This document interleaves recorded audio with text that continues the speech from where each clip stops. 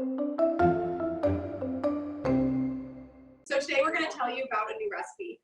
I was going to say, it feels like every year we're in this kitchen making Charoset, and though our lives are crazy and Caroline works and I'm in college, it kind of feels like no time has passed. We're just back here making Charoset.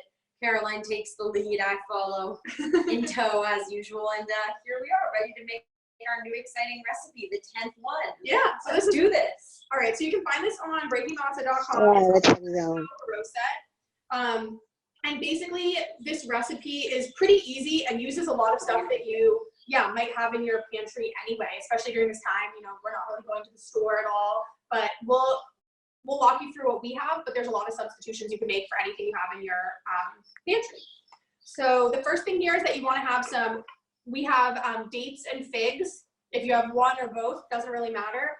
We soaked them in water to help them soften up a little bit, and now they've been dried. So I'm going to put these in the food processor, and I'll have Lucy kind of hand them to me. Yeah.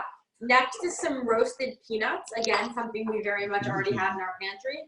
You can use flavored, roasted, raw, however, whatever you like. Yep. And then next we use some golden sun-made raisins. My personal favorite.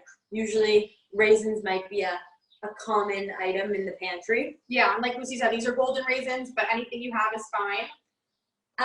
And although we're going to rub them in coconut after, we add some coconut in, just for a little extra coconut flavor.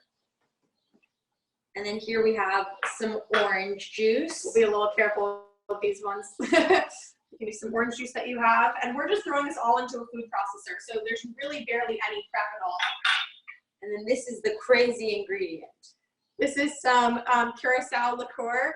It's blue, as you can see, so it kind of adds some fun. If you don't have this at home, don't even worry about it. You could throw in some Manischewitz or just leave the liquor out. It matches Lucy's sweater. Look at that. Color I'm wearing a coordinated. Hanukkah sweater. I can't remember my breaking Matzo.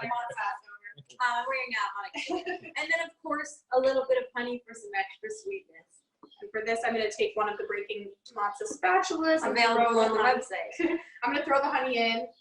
So after you have everything in the food processor, I'm just going to do it for just a minute or two. It might be a little loud. We do have a mixture pre-made. So basically, you take this in the food processor or blender or whatever. Or you can even chop it up and, improvise. 1 second. Perfect. It's pretty easy. After you have everything mixed up in the food processor, you're going to put it in the fridge for 30 minutes. So right now it's kind of all pasted together. You throw it in the fridge for 30 minutes to help it kind of firm up. Luckily, we were prepared. So this is our mixture. It's been in the fridge for 30 minutes. We made this before. And it just helps, like I said, kind of get everything firm so that you can make them into these cute little date balls. So the last step here is we coat them in coconut. You coat them in coconut, exactly. So we've got in just a baking sheet with some parchment paper on it, and then we put our extra coconut shreds all over the sheet. We thought this was easy. You can use a plate, whatever works for you. Oh.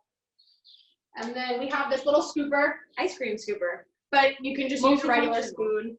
And basically, pretty easy.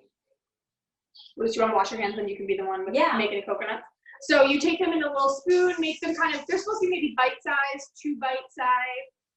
I'm going to throw them in here. After Lucy washes her hands, she's going to roll each of the balls. Luckily, we have the antibacterial soap in this coronavirus age. Yes. So you just make as many. I think this recipe online makes about 25 or 30. And with your clean hands, you simply rub them in the coconut, and boom, perfect, a masterpiece. Perfect. We've made some of them in advance, so while Lucy rolls them, you can kind of see this is the finished product. And these are actually awesome. You can put them in the fridge and then eat them at your Passover Seder. They're a healthy snack if you're going to go on a social distant walk with your friends. If you're in California on the hiking trails, throw them in your camelback and there you are. All right. So that's our new recipe. Here you go. You can see they're really, I'm going to pull up here for a zoom. You can see how pretty they are. Can you see that?